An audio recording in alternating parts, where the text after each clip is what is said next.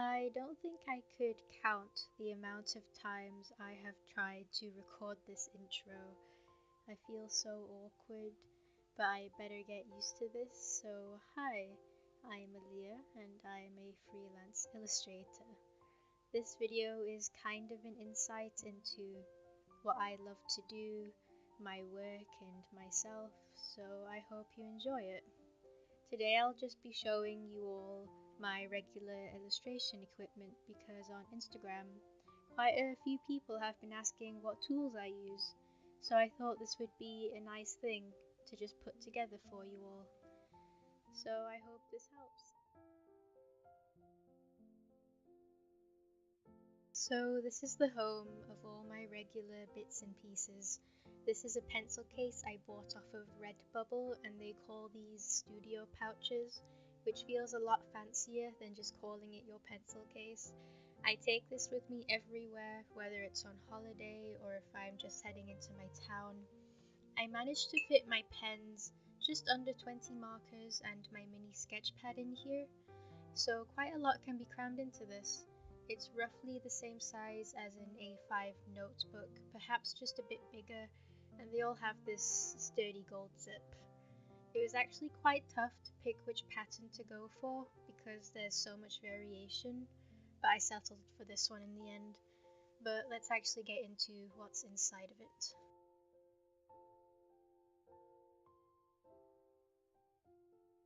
Let's begin with what pencils I use. I only ever seem to use mechanical pencils, and these are just from my local Sainsbury's. They're nothing fancy and they're pretty generic. I like my sketches to be quite sharp and for my lines to be thin so I can get all those details. I don't really want to go through having to sharpen a pencil every time it gets blunt, so this does the job great for me. I've recently seen illustrators, however, use those red pencils for their sketches, and I did consider getting one for myself, but I think in the end I just like the look of graphite pencils.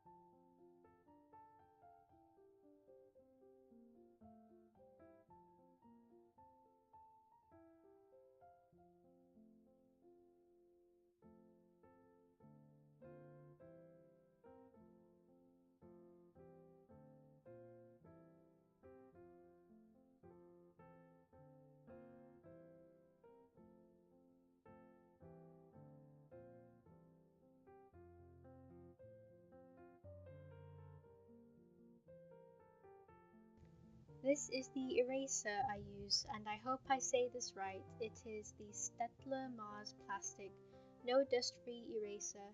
I decided to give this one a shot because I am one of the people who doesn't like dealing with all those twiddly bits you get all over your desk after erasing something. While it doesn't produce dust, it unfortunately has begun smudging my sketches, so I may try find a new eraser when I finish with this one. Even if it's an eraser that does produce dust, I'll just try and tolerate that. Now for the pens I use to ink my illustrations. Here we have a Pilot G-TEC CA and a PiCMA Micron 0.8. I use the G-TEC for outlines and small details for my illustrations. It has a small nib, and I actually disliked using this one in the beginning, but it ended up growing on me enough to actually want to buy another one. The only flaw I've noticed is that sometimes it will just stop working and you will find yourself often scribbling in the corner of the page to start the flow again. It does get irritating, but I can't help but still use it.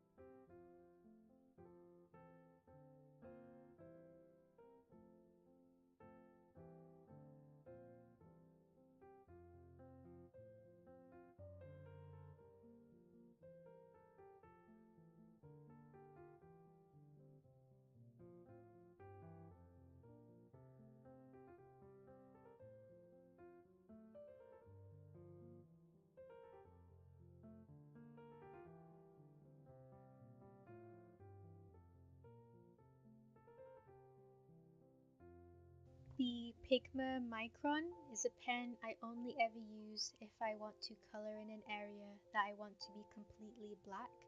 So far, that's the only purpose. I do have another PiCMA in 0.5, and while they are good pens, their nib is just a bit too fat, and I really like the fine lines that G-TECs give me instead.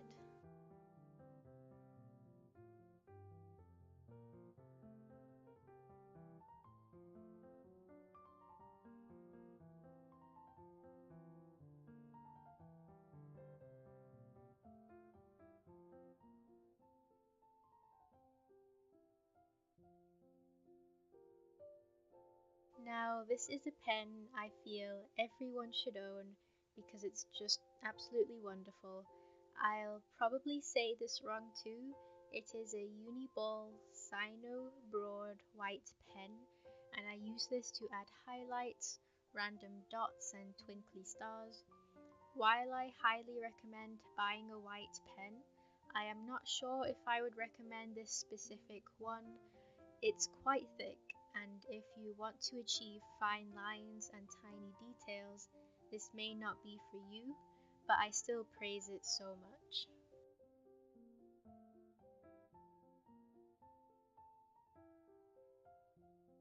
Now for the bulk of my supplies, my markers. If it's not already obvious, I'm very much so invested in Winsor & Newton's markers. They're the only markers I've actually tried, and I only have good things to say about them. I have only recently began using their brush markers, and I would highly recommend these over their PROMARKERs due to their precision. If I had to give criticism on these markers, I would probably just say they're a little fat. That's in comparison to Copic Chow's, of course, but I hear these last longer than Copic Chow's, so I'll let them take up the space that they need.